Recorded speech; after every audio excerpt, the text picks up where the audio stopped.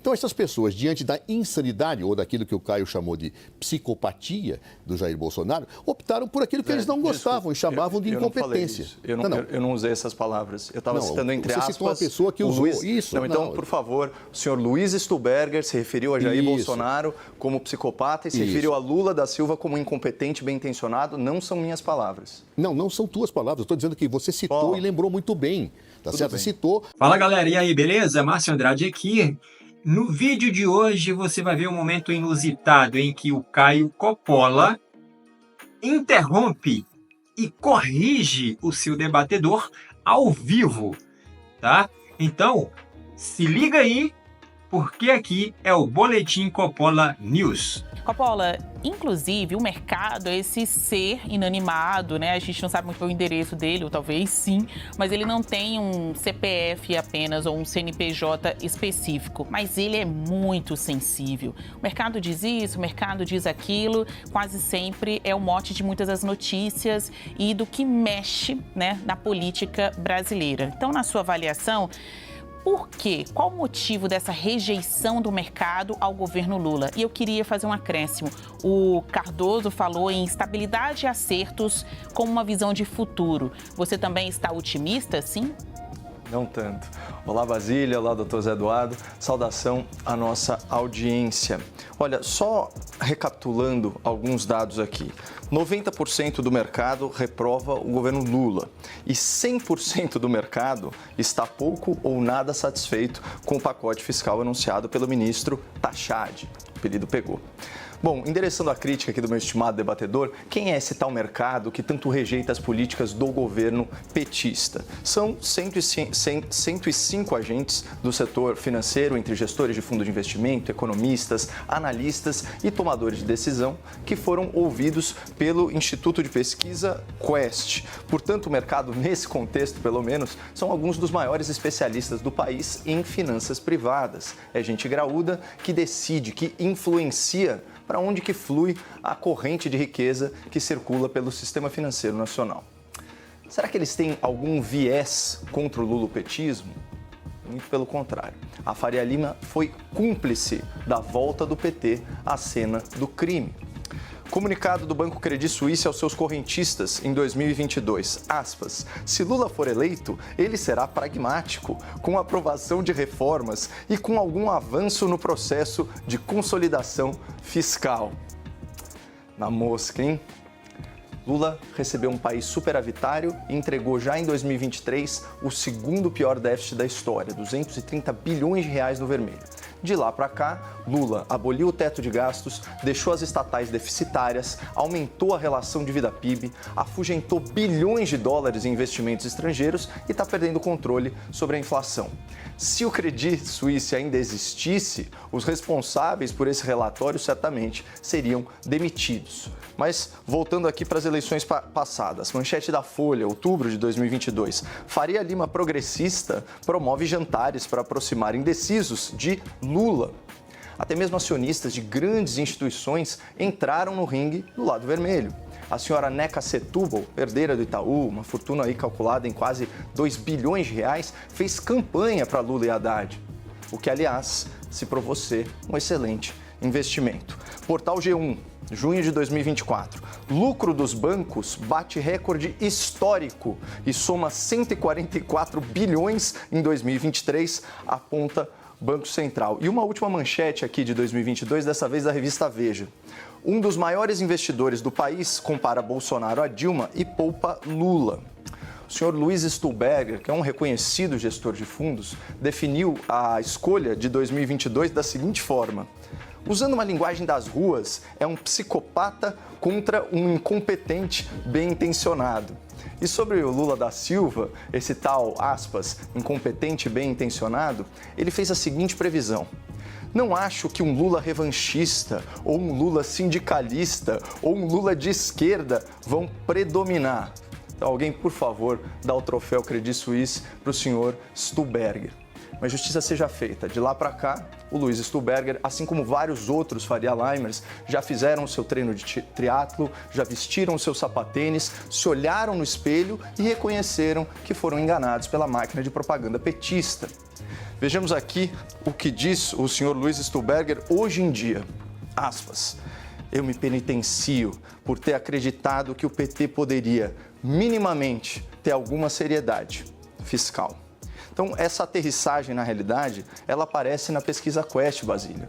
Em julho de 2023, 56% do mercado avaliava o governo Lula como regular ou bom. Agora, só 3% aprovam o governo, 7% o classificam como regular e os outros 90%, como nós vimos, reprovam as políticas fiscais e econômicas de Lula e Haddad. Ou seja, a rejeição do mercado ao governo Lula não é de viés ideológico, como propôs o meu estimado debatedor. É uma rejeição técnica, é uma reação a medidas que estão endividando o país, endividando as estatais, endividando as famílias brasileiras e comprometendo o futuro da nossa economia. E desculpa me estender, mas para fechar, Basília, sabe quais são os dados aqui que mais me preocupam nessa pesquisa? Esses aqui. 96% do mercado considera que a política econômica está indo na direção errada. 88% dos agentes econômicos acreditam que a economia brasileira vai piorar no ano que vem, 2025. E, finalmente, 67% dos entrevistados disseram que vão aumentar seus investimentos, mas lá no exterior. Cardoso, na sua avaliação, Lula ainda pode reverter essa avaliação negativa? Pode e vai, mas primeiro uma observação. Eu, aqui minha divergência fraterna com o Caio, política econômica não é técnica só. Ela envolve dimensões técnicas, mas ela é valorativa. Ela passa por percepções e avaliações.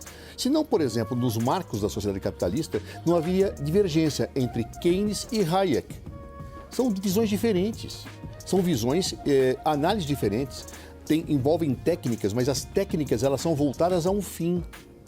Enquanto Keynes pensava uma coisa, Hayek atingia brutalmente o que Keynes pensava, defendendo aquilo que nós chamamos de neoliberalismo, que inclusive foi adotado por várias ditaduras, inclusive de Pinochet, que recebeu o Chicago Boys para assessorar a parte econômica. Então, primeiro, não é técnica pura. Ela envolve instrumentos técnicos, mas envolve decisões políticas, valorativas, discricionárias. O presidente eleito tem que seguir aquilo que efetivamente é o seu programa. O governo Lula não tem uma dimensão neoliberal. Mas várias pessoas do mercado votaram em Lula. Sim, e acho que o Caio foi muito feliz na lembrança. Não votaram com felicidade. O antagonismo que ele lembrou é psicopata versus incompetente. Eu prefiro o incompetente. Ou seja, você acha que eles gostavam do incompetente? Não. É que eles acham, essas pessoas que votaram no Lula do mercado, achavam que a democracia não podia sofrer mais abalos.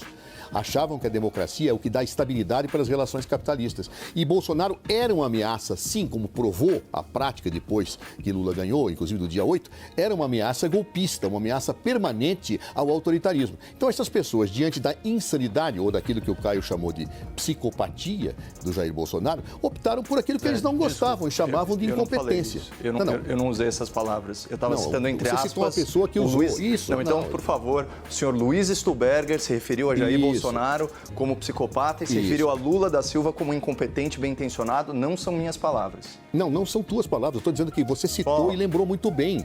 Tá certo? Citou que um Faria Limer, como você disse, que citou especificamente entre o psicopata e o incompetente. Claro, e essa tua lembrança, e é sobre ela que eu estou falando, não que você fale isso, tá? Objetivamente, ele entende que o Lula era incompetente. E a maior parte das pessoas, dos Faria Limers, entendiam isso, pelo menos nós sabemos. Só que eles optaram entre a situação de psicopatia que voltaria ao Brasil e a incompetência. É claro que eles não vão estar satisfeitos com Luiz Inácio Lula da Silva. É claro. Então, por quê? Porque eles querem um ideário neoliberal. Imagine, por exemplo, se tivesse um neoliberal disputando com Lula. Votariam no neoliberal, sem sombra de dúvida. Claro, o problema é que, como disse a pessoa mencionada por Caio, eles entendiam que o Jair Bolsonaro tinha traços de psicopatia. Então, por isso, optaram em votar com a mão no nariz no Lula. Agora, eu acho que esse mercado tem que ser respeitado. Tem que ser respeitado, tem que ser dialogado. Agora, não pode ser emparedado o governo Lula ou nenhum governo pelo mercado. O mercado tem seus interesses, os interesses do lucro, os interesses da sua visão político-ideológica, porque, repito, não há política neutra, né, em nenhum lugar do mundo quando se fala de economia. Então, a meu ver, é muito claro. Lula entrou em baixa, o gráfico mostrava isso no governo, subiu depois, veja, entrou em baixa, hein? Tinha sido apoiado e entrou em baixa. Foi subindo depois do pacote que aprovou, agora caiu depois dessa situação. É da vida. O governo tem que dar atenção ao mercado, tem que dar. Porque o governo deve governar para o Brasil. Porém, muita cautela efetivamente nessa situação. Ou seja, há uma disputa político-ideológica, sim, por trás dessas posições. Cara, eu vendo esse debate aí com o Coppola aí, né, sobre a economia e tudo mais, me veio na lembrança, né? Me veio na memória, me veio no pensamento aqui. Vocês já pararam para pensar como que estaria a economia do Brasil se fosse o Paulo Guedes que estivesse na condução? Como é que não estaria? Como que não estaria pujante o Brasil economicamente, né? Você vê que o governo Bolsonaro lá com o Paulo Guedes, né? Já que a gente está falando aqui de economia, o Paulo Guedes deixou o Brasil, o governo Bolsonaro deixou o Brasil no azul. No azul. Estatais dando lucro. E outra coisa, teve a pandemia, não devemos esquecer disso. E ainda assim, com toda aquela grana que foi gasta na pandemia, ainda assim, o governo Bolsonaro entregou o Brasil para o Lula no azul. Tudo bem que aquela grana toda que foi gasta na pandemia, tal, com auxílio lá, né? Com aquele auxílio lá de R$600 e tudo mais, essa grana foi oriunda lá da reforma da Previdência, né? Que foi mais um feito aí do governo Bolsonaro também, a reforma da Previdência, na qual houve ali uma grande atuação também do Ministério da Economia ali com o Paulo Guedes, né? Então, eu fico imaginando, eu fico pensando como que não estaria, né, o Brasil? Estaria voando se fosse um governo de direita, e principalmente com o Paulo Guedes ali na condução da economia do nosso país, né? Aí entra o Lula com o Tachad, o Haddad, e simplesmente o dólar já está acima de R$6, inflação lá nas alturas. Se não fosse o Banco Central segurando a onda aí, eu acho que a coisa já teria ido por água abaixo de vez. E tá tudo no vermelho. Estatais dando prejuízo, Lula gastando sem nenhuma precaução com absolutamente nada, levando a Janja para passear toda hora, viaja para lá, viaja para cá, gasta com isso, gasta com aquilo.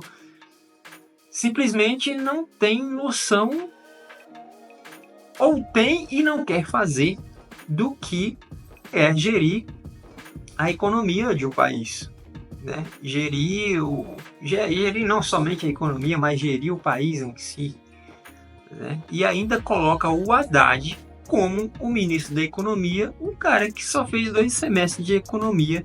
Ele mesmo disse isso em vídeo aí, tá aí na internet aí.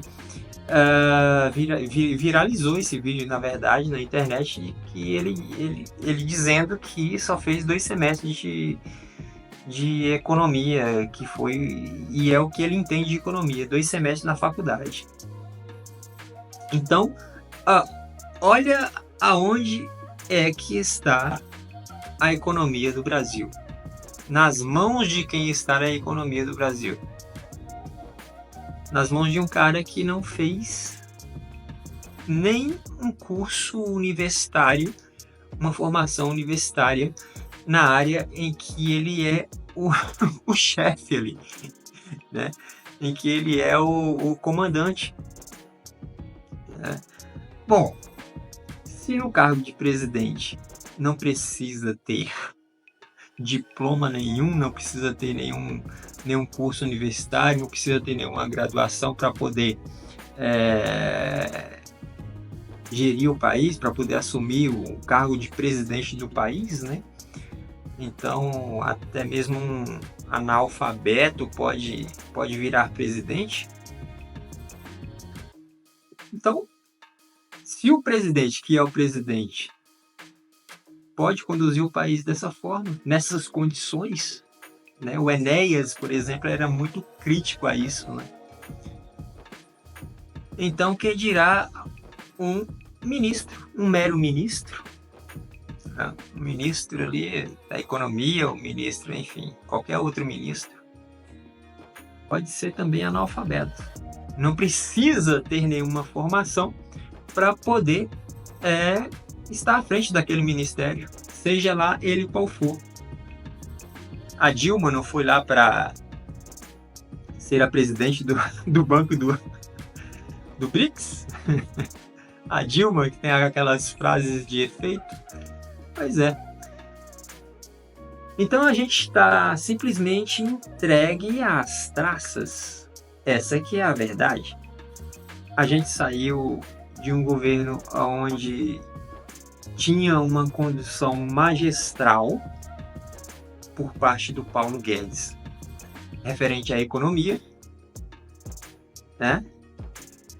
E fomos para um governo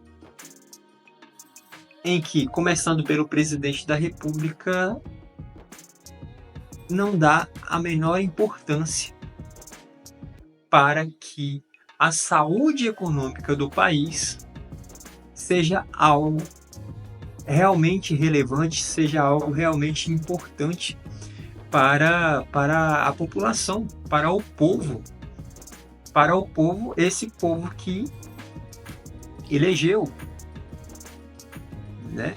Ainda que fosse só a militância vermelha dele, né? Mas tem que governar para todo mundo. Só que me parece que o governo não tem esse interesse de deixar a saúde econômica do país